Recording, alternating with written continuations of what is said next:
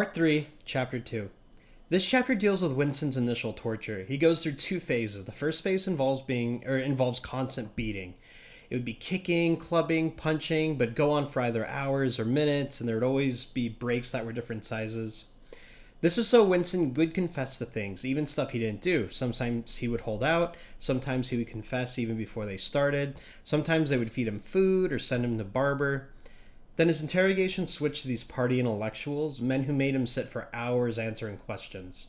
They'd shine lights on him, slap him, make him stand on one leg, not let him use the bathroom, and question him and switch his answers around for hours on end, until he confessed to even more crimes.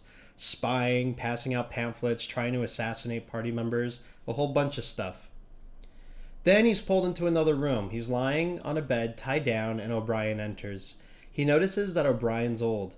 O'Brien waves his hand and an immense pain fills Winston's body. The next section involves O'Brien asking questions and zapping Winston every time he gives an answer that isn't genuine. These questions are about the war with always being with Eastasia, whether or not Winston ever saw the photograph of the three party members. O'Brien even shows Winston the photo, burns it, and says it never existed, showing doublethink. The party's been watching Winston's every move for 7 years. O'Brien explains that the past only exists in records, and if the party controls the records, they control the past. O'Brien demonstrates how the party can control memory by making Winston say that 2 plus 2 equals 5. Winston doesn't, so O'Brien holds up 4 fingers. Winston says 4.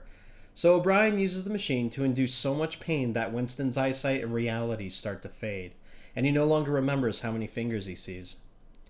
Winston has mixed emotions with O'Brien, how he feels he could talk to him, that O'Brien understands. This is the typical torture scenario where the torturer is the bringer of both pain and mercy, becoming almost like a father figure. O'Brien then talks about the past, how in the Middle Ages, the Inquisition failed because they let people keep their beliefs and become martyrs, creating even more believers.